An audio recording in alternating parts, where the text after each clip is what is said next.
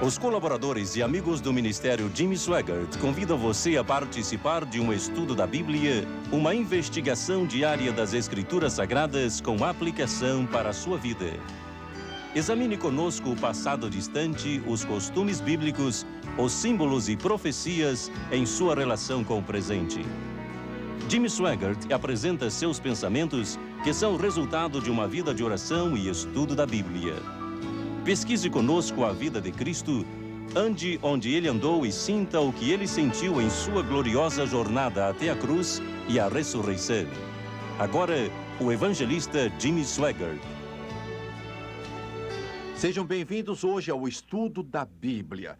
Nós terminamos o programa de ontem de forma brusca. Tenho sentido a unção do Espírito Santo de uma forma tão grande que muitas vezes nem percebo que o tempo passou e já estamos quase no fim.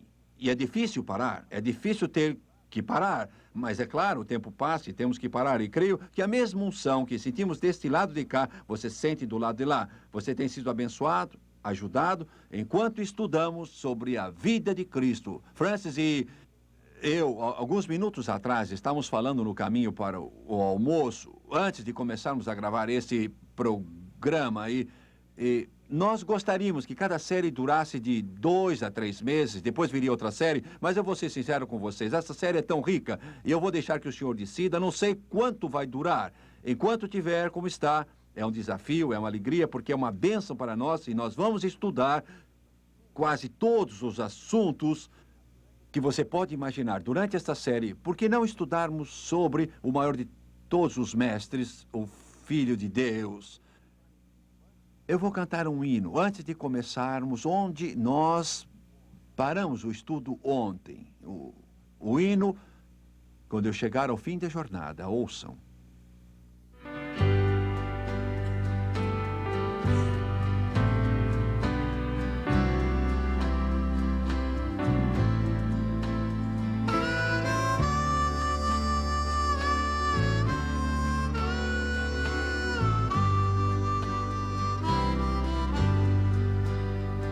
Oh, the sands have been washed in the footprints of the stranger of Galilee's shore, and the voice that subdued the rough billows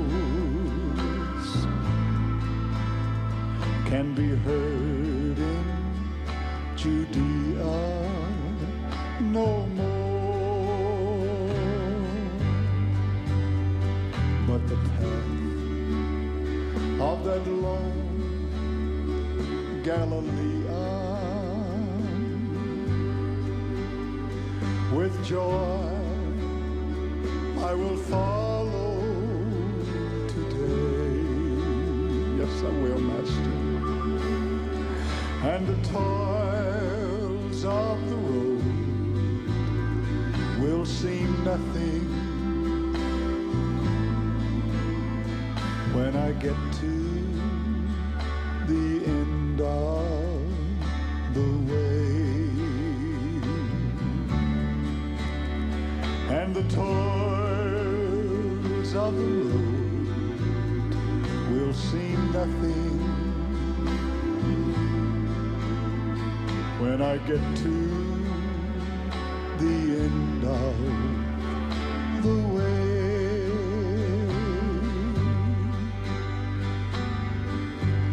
I know there are many hills left to climb upward. Sometimes I say, Master, please, let me rest. But you know, he who appoints me my pathway knows just what is needful and best. I know In his word, he has promised, yes, Jesus, that my strength, it shall be as my day. And the toils of the road will seem nothing, yes, Jesus, yes, Master, when I get to the end of the way. And the toils of the road will seem nothing when I get to the end of the way.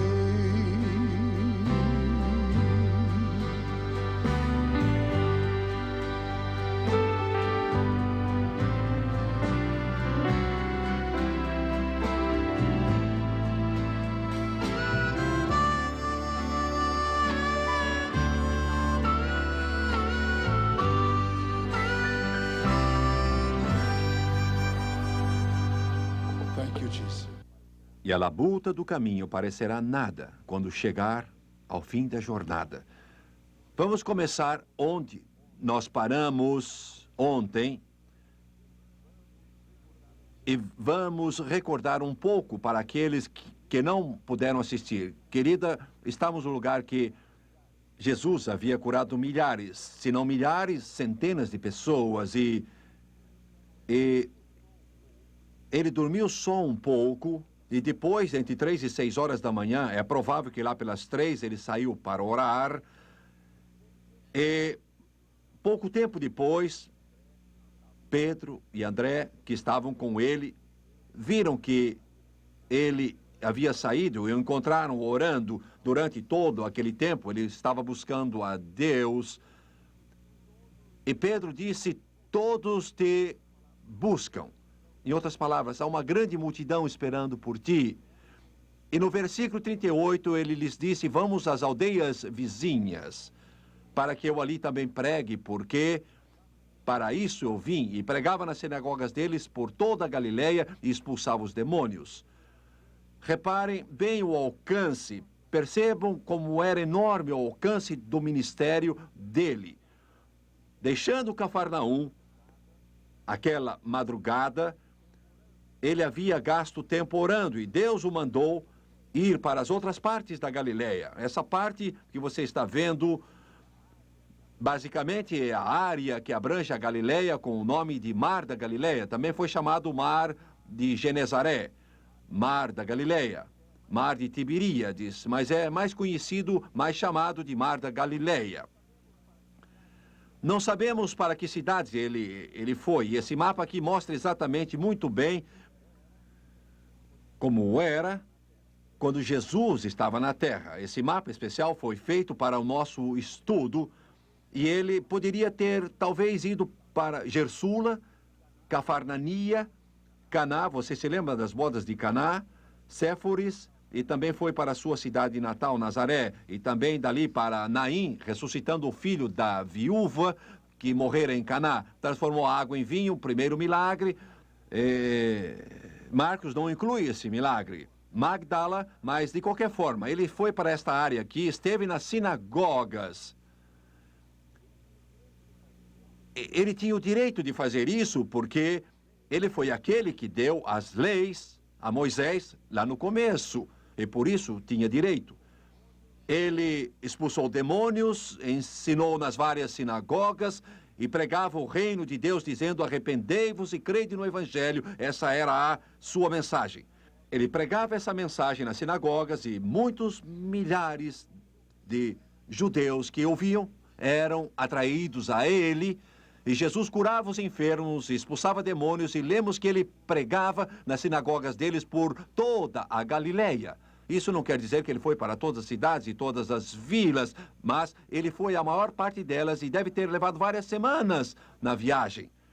Expulsava os demônios. Em algum lugar, nessa área, por aqui, por essa redondeza, aqui perto, ele se encontrou com um leproso. E essa foi uma experiência de redenção, a libertação, que está registrada na íntegra, na palavra de Deus.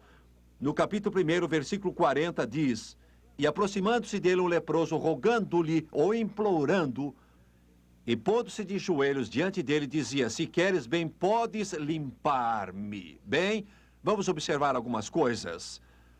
A lepra era uma doença horrível, uma das mais horríveis doenças que havia. Foi a doença que Deus usou. Ele não usou a doença, mas ele usou a lepra como comparação com o terrível pecado.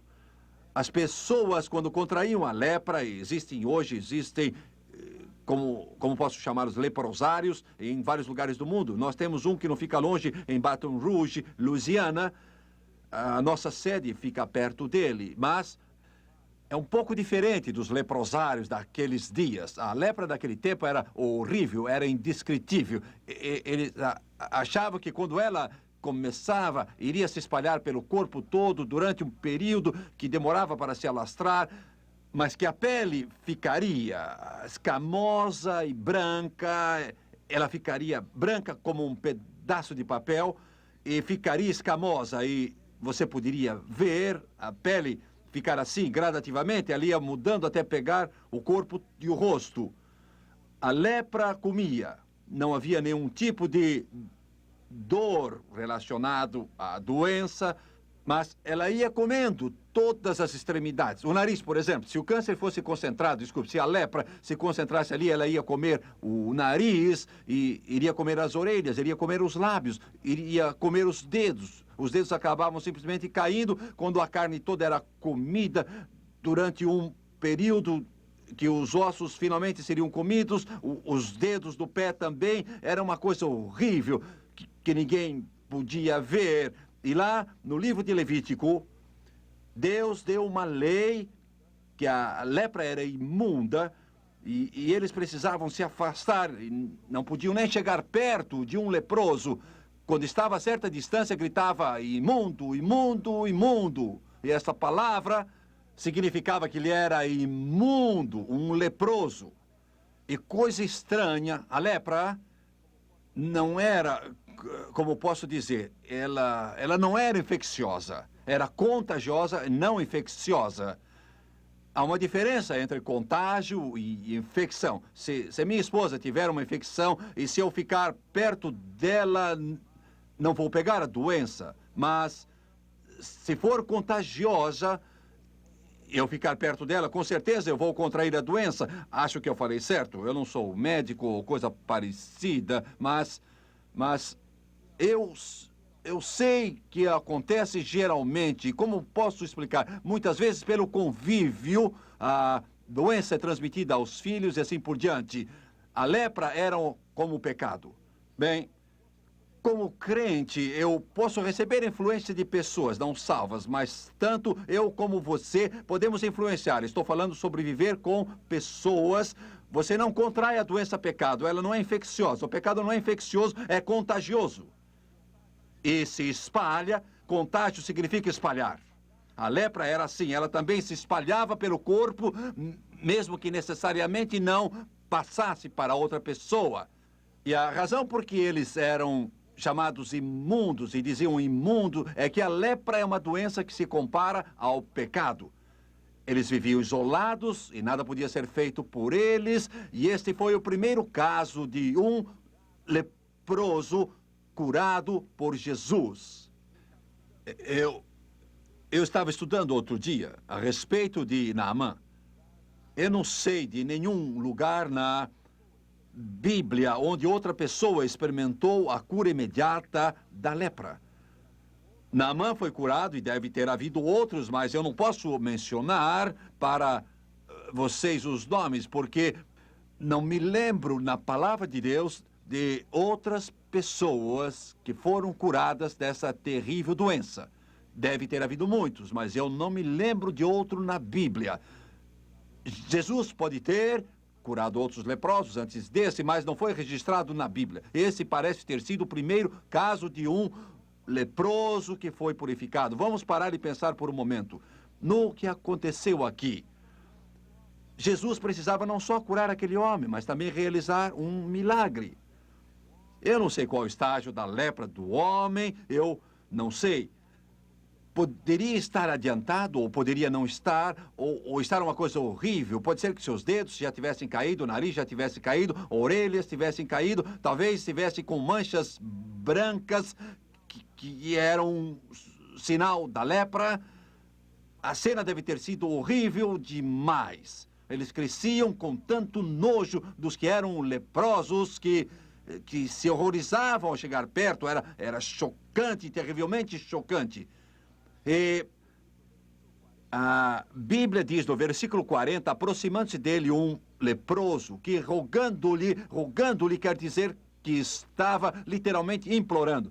Ele estava rogando ao Senhor Jesus Cristo para que o libertasse, curasse e realizasse um milagre na vida dele. E Jesus havia curado enfermos, expulsado muitos demônios, havia estado pregando por várias semanas nessa área da Galileia.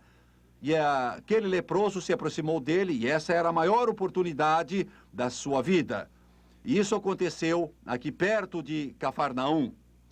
Eu estudei muito isso e cheguei à conclusão que foi entre Magdala, onde Jesus libertou Maria Madalena, Maria de Magdala, daí Maria Madalena. E Magdala deveria ficar a uns 4 ou 5 quilômetros de Cafarnaum, fica bem ali no mar da Galileia. Pode ter acontecido bem aqui, deve ter sido perto de Cafarnaum. E aquela margem do lago estava cheia de pessoas. Então, é provável que foi em Cafarnaum que esse milagre foi realizado. Vejam o que aconteceu agora. Ele não tocou em Jesus, porque era contra a lei de Moisés tocar nele ou Jesus tocar no leproso. Mas essa foi uma outra linda história, uma ilustração da nossa experiência de conversão relacionada a isso. E ele estava ajoelhado ali e disse a Jesus. Ele estava provavelmente perto dele, mais perto do que devia. Ele estava desesperado. Ele era operador de milagres. Talvez não tivesse outra chance. Ele disse, se queres, bem, podes limpar-me. E ele não duvidou do seu poder. Não duvidou. Sabia do poder do mestre. Conforme a Escritura, sabia que Jesus podia. Sabia do seu poder. É provável que tenha visto quando ele curou outros doentes, realizou alguns milagres e expulsou os demônios. Mas ele duvidou da vontade do mestre. Veja a declaração. Se queres, bem, podes limpar-me. Hoje acontece a mesma coisa. Você não vai encontrar quase ninguém que crê na Bíblia e que duvida do seu poder. Mas existem milhões hoje duvidando da vontade de Deus. Eu não sei, talvez Deus queira que nós fiquemos doentes, mas eu não creio nisso. Às vezes não é do seu desejo, mas quanto à sua vontade, creio que está escrita na Bíblia totalmente, definidamente, absolutamente. Por exemplo, veja só o Pai Nosso. O Pai Nosso que estás no céu, santificado seja o teu nome, venha o teu reino, seja feita a tua vontade, assim na terra como no céu, e a chave é a tua vontade, nosso Pai, assim na terra como está no céu. Sua vontade não foi feita, mas um dia será. E eu vou fazer uma pergunta. Existe alguma doença no céu? Existem leprosos do céu e pessoas cancerosas do céu? Existem? Não. E ele quer mesmo acontecendo na terra como no céu. Por causa de muitos problemas, muitas vezes a sua vontade não é feita, porque o homem é pecador, ele anda nas trevas, anda na incredulidade, anda na dúvida, e mesmo os crentes muitas vezes experimentam fraquezas e Deus, na sua sabedoria, não faz a sua vontade. Não disse que ele não pode, não quero dizer que não é melhor, não sei tudo isso, mas não sou Deus. Mas falando da sua vontade perfeita, quero ir mais longe e dizer, creio que a vontade de Deus é sempre curar. Talvez ele não possa, pelas razões que já mencionei por alto anteriormente, E não quer dizer que se você não for curado, não tem fé. Pode ser que tenha e talvez não tenha fé. Não quer dizer que há pecado em sua vida. Talvez haja, talvez não haja. Os caminhos de Deus são diferentes. Ele faz tudo como Ele quer fazer. Mas eu não posso provar isso para você de uma outra forma, além do Pai Nosso. Esse leproso disse, se queres, bem podes limpar-me. Se tu quiseres, podes limpar-me. E a Bíblia diz, Jesus movido de compaixão. Querido, você acha que o leproso poderia ter pensado que pelo fato da lepra ser uma doença horrível, que por isso Jesus não iria se importar com ele por causa da lepra? Poderia ter acontecido? Oh, sim. Ótima lembrança. Mas ainda ele duvidou da vontade, não do seu poder de curar, mas da sua vontade, por ser quem ele era. Não duvidou que era Jesus, duvidou que curasse um leproso. Ele era repugnante, sentia-se tão rejeitado, tão rebaixado. E as pessoas podem chegar a um estado tal, e como fico feliz por você mencionar isso. Ele chegou a um ponto que no versículo 41 vemos Jesus teve muita compaixão. A pessoa pode ter sido tão diminuída, ou então ter sido tão pisada por semanas, meses, anos, rejeitada, sofrido, e Satanás a pressiona e a pessoa a rejeitam. E o leproso era assim naqueles dias. Era visto como um cachorro. Não havia um lugar especial para eles. Eles eram abandonados. Eles todos eram vistos com maus olhos. E esse leproso se sentia tremendamente inferiorizado. Você não acha que ele estava tão acostumado a ser enxotado que talvez ele tenha pensado, por que ele vai se preocupar comigo? Qual é o interesse dele Exato. por mim? Exato. Eu não sirvo para nada. É isso. Ele estava pensando nisso e por isso ele fez a pergunta com a declaração: se tu queres, bem, podes limpar-me. Ele achava que era um lixo, era imundo, que não era mais que o Vale de Inom, onde ficava o lixo fora de Jerusalém. Não era nada. E a próxima frase é tão maravilhosa. Jesus, movido de grande compaixão, isto é, ele, como poderia dizer no grego, ele não ficou ali e disse, ou pensou, estou sentindo muita pena dessa pessoa, mas ele se comoveu muito. Houve uma emoção muito grande dentro dele, no seu físico, no seu intelecto, e ele foi observado pelos presentes. Quando viram, não sei se ele estava chorando, a Bíblia não diz, só diz que ele teve muita compaixão. Eu não sei se ele suspirou ou gemeu, porque estava olhando, para aquilo que ele sabia que simbolizava o pecado e sabia o que faz com a humanidade. Como afeta, como destrói, como rouba e como mata. Quando Jesus olhou, ele viu a lepra, mas ele viu além da lepra. Viu a lepra que simbolizava o pecado e o que faz com toda a humanidade. E ele teve compaixão. E houve uma certa ira também. O original esclarece contra aquele, não contra o homem, mas contra o domínio da lepra.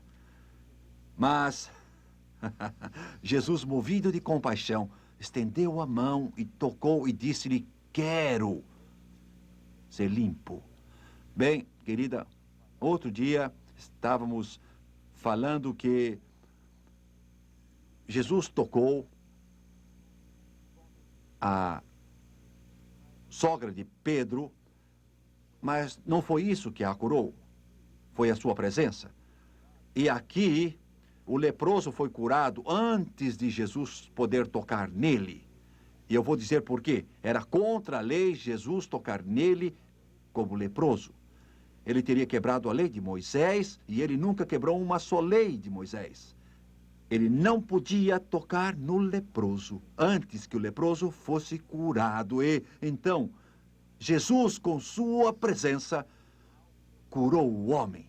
No original, foi isso que aconteceu. E quando ele estendeu a mão e o tocou, isso era a prova, sem dúvida, para os que estavam presentes: está curado. Eu posso tocá-lo. Glória a Deus. Aleluia. Ele está bom. Bom, não está mais enfermo. Não tem mais lepra. Se o nariz havia caído, ele colocou outro no lugar. Se uma orelha havia sido comida pela lepra, ele então colocou outra. Ele realizou um milagre. Vamos continuar amanhã. E você vai gostar muito. Não perca. Vamos continuar de onde paramos e esclarecer melhor.